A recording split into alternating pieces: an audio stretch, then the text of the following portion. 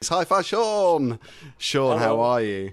I'm good. I'm in San Francisco at the moment, staying in my friend's apartment who lives on the corner of Haight Ashbury, which is crazy because across the road, Jimi Hendrix used to live. Round the corner, Janis Joplin used to live, and you can imagine the amount of people that have walked down this street. It's like every favourite band that I've lately got from the 60s and 70s, I've walked up and down that street. That is pretty amazing, isn't it? It's a bit of musical history for you, a bit of rock history. It still is. I mean, it's a place where people kind of, they come here to.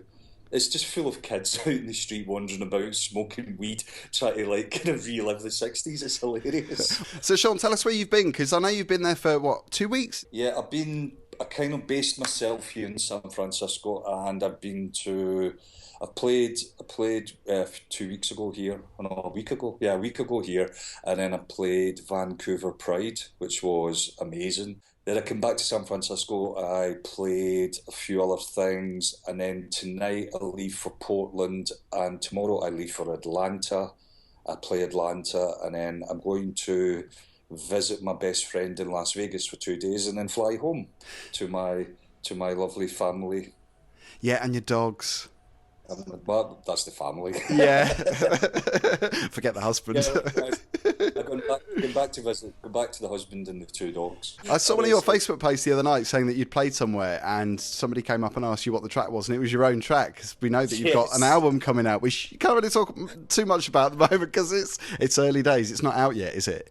It's September the 16th. It's like 6 weeks. I'm a bit strange when I make records because I really love making records. The bit when they're released is the bit I like the least. But don't get me wrong, I've never been more proud of anything I've ever made. And to be honest, I kind of made it. I mean, I won't talk about it too much because we'll likely talk about it again. But I kind of made it with the view that this could be my last ever album. I don't know.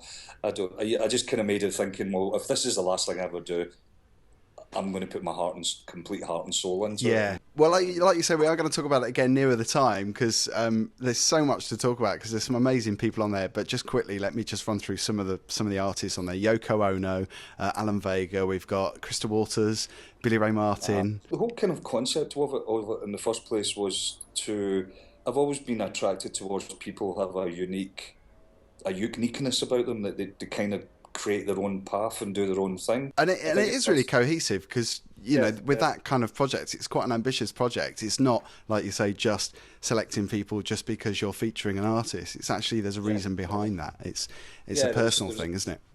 It's a concept, darling. Concept album. It's called, is it featuring or featured? Featuring. FT. Which is the abbreviation for featuring. I just like the idea of... you see that all the time, FT. And it's funny, when I was telling people FT, they were like, what does that mean? And I'm like, oh my God, is it really, you really that? Like, hello? It's dead obvious when you know what it is, but it's not dead obvious when you don't, because we see abbreviations all the time in life, and we don't, unless it's next to the thing that you're used to having.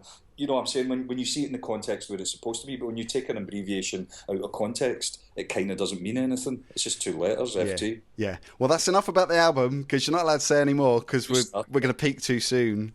You started it. So tell us where you go next. It's Portland.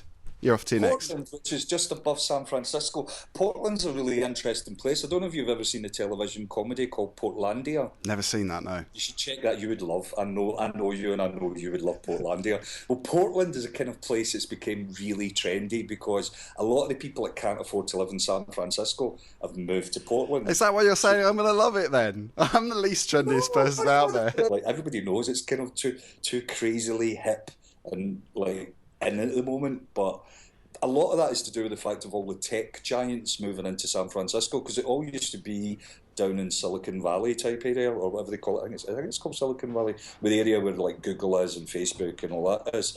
But that came closer into town. So what happened is all the prices in San Francisco for rent went through the roof. So all the people that lived here that didn't have anything to do with the tech industry have all moved up north.